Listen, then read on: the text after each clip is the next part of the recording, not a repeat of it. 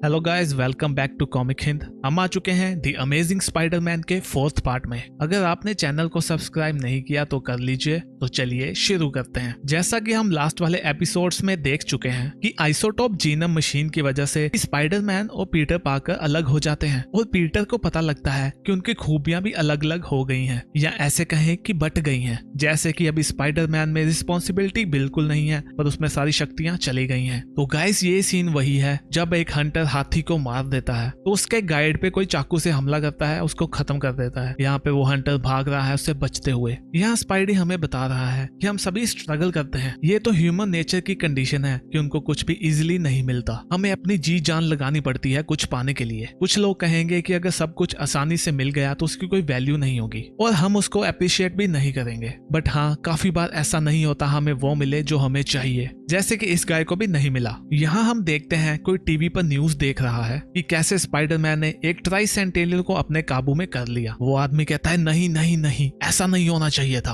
Osborne तो अभी मेरे रास्ते में नहीं था, यही मेरे लिए मौका था, यही तो मेरा सबसे बड़ा चांस था। वो कुछ ढूंढ रहा है, उसको एक सीडी मिलती है और वो उसको प्ले करता है। वो कहता है सभी सवालों का जवाब मुझे यहाँ से मिलेगा। वो उसको प्ले करता है तो वहाँ पे उसको एक मैडम मिलती है जो उसको एक्सप्लेन करती है ट्राइसेंटेनियल के बारे में। वो कहती है अगर आप ये देख रहे हैं तो इसका मतलब हर तरफ तबाही मच चुकी है और देश की इकोनॉमी भी क्रैश कर चुकी है। बट अगर आप इल्यूमिनाटी प्लस के मेंबर हैं तो आपको ये एक फायदा मिलेगा, आपको अपने रिसोर्सेज बचाने के लिए फुली प्रोटेक्शन मिलेगी। हम आपको देंगे ट्राइसेंटेनियल। इसको बनाया था एस्गार्डियन गॉड लॉकी ने, बट हमें ये नहीं पता कि उसने क्यों बनाया था। अगर कोई चीज उनको रोकना चाहती है तो उनको पावर चाहिए होगी, लाइक कैप्टन यूनिवर्स। इसलिए गवर्नमेंट के वेपन्स भी आपको तंग नहीं कर पाएंगे, वो तो आपके सामने टिकेंगे भी नहीं। हमें पता है कि आपके पास बहुत सारे क्वेश्चन होंगे अपने नए दोस्त के बारे में, लाइक ये कौन सा फ्यूल यूज करता है और मैं इससे कम्युनिकेट कैसे कर सकता हूँ, और ये भी कि यहाँ पे मैं ही अकेला बचा हूँ और हम इसको खाना खिला सकते हैं मिडनाइट में या नहीं। आपको इस सीडी में सभी सवालों का जवाब मिलेगा। बट तभी वो देखता है कि सीडी में एरर आ जाता है और सामने एक चेतावनी का मैसेज आता है। वो गुस्सा हो जाता है और कहता है ये क्या, ये बकवास है। ये लाइफ फाउंडेशन वालों ने भोले भाले लोगों को ये सब बेच दिया, और वो भी ये बताकर कि जब दुनिया तबाह होगी तो आप बच जाएंगे। और वो अपनी डूबती हुई कंपनी को ही नहीं बचा पाए। बट मैंने सब रेडिट पे काफी सुना है कि वो अपना काफी कीमती सामान वहीं पे छोड़ गए इस फैक्ट्री में। बट अभी मेरे ट्राइसेंटेनियल को भी काबू कर लिया है स्पाइडरमैन ने। अभी उसको अपने पुराने दुश्मन का गुस्सा देखने को मिलेगा। मैं उसका सब कुछ छीन सकता हूँ जैसे मैंने पहले किया था,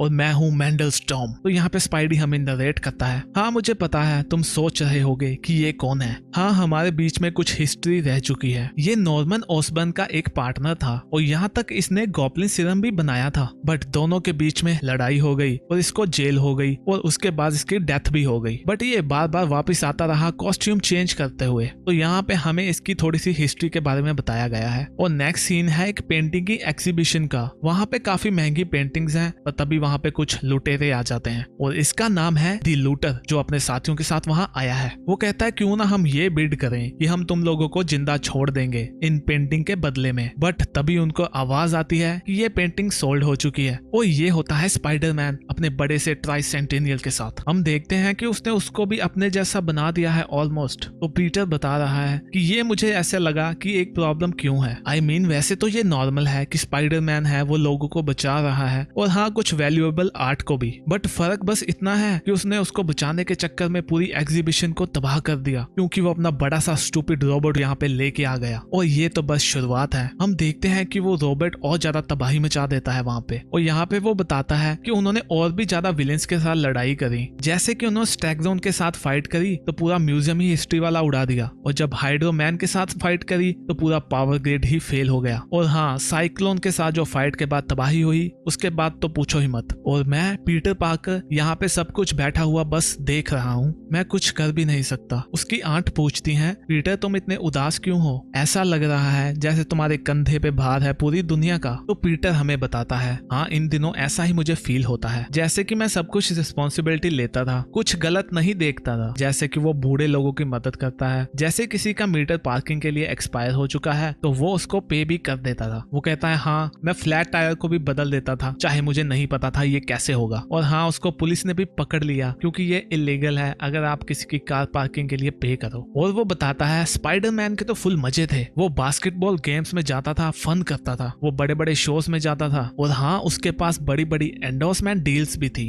इन सब से मुझे गुस्सा भी बहुत था, हाँ, और थोड़ा सा जेलस भी था मैं। तो यहाँ पे वो आंट मई को कहता है, सॉरी आंट, मेरे दिमाग में कुछ था। तो वो कहती है, मुझे तुम्हारे स्कूल के ऑफर के बारे में पता चला, तुम्हें ये वापस से ज्वाइन कर लेना चाहिए। तो पीटर कहता है, सच बताऊं तो शायद मैं काफी बिजी हूँ, मैं ये नहीं कर पाऊंगा, मैं इसके बारे में सोचूंगा। तो आंट मई कहती है, बाकी सब क्या, तुम क्या करना चाहते हो? वो उसको हैप्पी बर्थडे का कार्ड देती है। तो पीटर कहता है, अभी तो मेरा बर्थडे नहीं है। वो कहती है, सच्ची? शायद मैं बूढ़ी हो गई हूँ। वो कहती है, इसमें एक चेक है, तुम इसको कैश करवा सकते हो। वो कहता है, आंट मई, मैं ऐसा नहीं कर सकता और आप इसको अफोर्ड भी नहीं कर सकती। वो कहती है, कोई बात नहीं, मैं ऑनलाइन पॉकर खेलती हूँ, मेरे पास आ जाएगा। और वो कहती है, लास्ट टाइम मैं तुमसे डिसअपॉइंट इसलिए थी क्योंकि मुझे तुमसे बहुत ही ज्यादा उम्मीदें हैं, तुम बहुत ही ज्यादा काबिल हो, बट जब भी तुम कुछ अच्छा करना स्टार्ट करते हो तो कुछ गड़बड़ हो जाती है। तुम सभी की मदद भी करते हो, चाहे वो तुम्हारे अपने हो या जिसको तुम जानते भी नहीं। वो कहती हैं कि शायद तुम्हें अपना भी अभी देखना चाहिए। पीटर यहाँ सोचता है कि मैं इनका चेक नहीं ले सकता, मुझे कोई काम ढूंढना होगा। बट तभी वो देखता है ऊपर हीरो, लाइक जैसे उबर होती है वैसे ही स्पाइडरमैन ने अपनी ही ऊपर हीरो खोल ली है, वो लोगों को यहाँ वहाँ पहुंचा रहा है। पीटर कहता है, ये तो बहुत ही ज्यादा हो गया। और यहाँ पे वो अपने क्लाइंट को लेके जा रहा है। वो कहता है, आप जल्दी ही पहुंच जाओगे, आप मीटिंग के लिए लेट नहीं होगे। और वो उनको पहुंचा देता है और कहता है, मुझे रेटिंग करना मत भूलना। तभी उसको कहता है कोई, है स्पाइडी, और ये होता है पीटर। वो कहता है, तुम अपने पुराने दोस्त को लिफ्ट देना चाहोगे, हमें कुछ बात करनी चाहिए। तो स्पाइडरमैन कहता है, अभी पैसे बहुत बड़े हुए हैं, तुम नहीं दे पाओगे। और वो वहां से चला जाता है। पीटर कहता है, तुम मुझसे बच नहीं पाओगे, मुझे अभी भी अपना वेब शूटर चलाना आता है। और वो उसको वेब शूटर से चिपका लेता है और उसके साथ ही उड़ जाता है। स्पाइडी कहता है, ये तुमने क्या किया? पीटर यहाँ सोचता है कि शायद अभी मुझे डर लग रहा है क्योंकि मेरे पास सुपर पावर्स नहीं है। पीटर कहता है, कुछ प्रॉब्लम है, मुझे बात करनी है। स्पाइडी कहता है, तुम्हारी प्रॉब्लम है, तुम्हारी लाइफ है, तुम खुद सॉल्व करो, मेरा तो सब अच्छे से है, लोग मेरे बारे में बातें कर रहे हैं और शायद मुझे द बैचलर के सीजन में भी लिया जाए। हाँ, तुम्हें कैसे पता होगा? अगर तुम्हारे पास केबल होगी तभी ना। और हाँ, मेरे स्पाइडर बोर्ड से सब कुछ सेफ है। यार तुमने वो देखा, कितना औसम है वो। तो पीट कहता है, तुम पागल हो, तुम सिटी को तबाह कर रहे हो। तो स्पाइडी कहता है, किसको परवाह है, इसको तो डैमेज कंट्रोल कहते हैं। देखो, अगर उसके बाद लोगों को जॉब मिलती है, वो साफ करते हैं इसको, कितना कुछ हो रहा है। तुम क्या चाहते हो, लोग अपनी जॉब को लूज कर दें? तो पीटर उसको समझाता है, देखो, उस एक्सपेरिमेंट के बाद हमारे बीच में कुछ डिफरेंस आ गया है, जैसे कि हमारे बीच में जो क्षमता थी वो चेंज हो गई है या स्प्लिट हो गई है, जैसे कि तुम में बिल्कुल भी रिस्पॉन्सिबिलिटी नहीं है। तो स्पाइडी कहता है, ऐसा नहीं है, और वो उसका मजाक उड़ाता है। वो कहता है, तुम एक अच्छे साइंटिस्ट बन सकते थे और काफी पैसा कमा सकते थे, और तुमने कुछ नहीं किया। तुम्हें याद है तुम्हें कितनी बार जॉब से निकाला गया है, कितनी बार डंप किया गया है, तुम्हारी कितनी बार बेइज्जती भी हुई है, पब्लिकली वो भी। तो पीटर कहता है, ये सब मनी या फेम के लिए नहीं है, ये सब लोगों को बचाने के लिए है। तुम्हें ये फन लगता है, बट तब क्या होगा जब तुम्हें ये नहीं लगेगा कि ये एक फन है, जब तुम्हारे साथ कुछ बुरा होगा क्योंकि तुम्हें कुछ अच्छा करना था। तो स्पाइडी कहता है, ये मेरी प्रॉब्लम नहीं है। तो पीटर कहता है, तुम्हें अंदाजा भी है तुमने क्या कहा? लास्ट टाइम तुम ऐसे कब थे? आई थिंक जब अंकल बेन की मौत हुई। तो स्पाइडी कहता है, सॉरी, वो कौन है? पीटर सोचता है, ओ माय गॉड, इसको अंकल बेन भी भूल गए, ये कोई साइड इफेक्ट है? जिसके पास ऐसी पावर है और उसके पास अपनी याददाश्त भी नहीं है, मुझे उसको रोकना होगा इससे पहले कि वो मुझे रोक दे। स्पाइडी उसको अपने जालों से चिपका देता है और कहता है, मुझे फॉलो मत करो। पीटर कहता है, अभी मैं यहाँ पे घंटों तक चिपका रहूंगा, बाकी सब छोड़ो, मैं तो ये सोचता हूँ अगर मुझे अभी पेशाब आ गया तो मैं क्या करूंगा? पीटर कहता है, जब मैं वेब से छूटा तो मैं डॉक्टर की एडवाइस लेने गया बिना उन्हें काफी कुछ बताए, बट मुझे ऐसा लगा मैं किसी की शौक सभा में आ गया हूँ। वो पूछता है, डॉक ये क्या है? वो कहते हैं, सभी उदास हैं, हमारे दोनों चूहे खत्म हो गए, वो मर गए। वो कहता है, अफसोस की बात है। तो डॉक्टर कहते हैं, ये बस चूहों के बारे में नहीं है, ये उसके बारे में भी है जो हमने मेहनत करी और उसका कोई भी नतीजा नहीं निकला। तो पीटर कहता है, क्या? तो डॉक्टर उसको कहते हैं, हमने जो एक्सपेरिमेंट करा था उसके बहुत ही डेडली आफ्टर इफेक्ट हैं। तो पीटर कहता है, क्यों,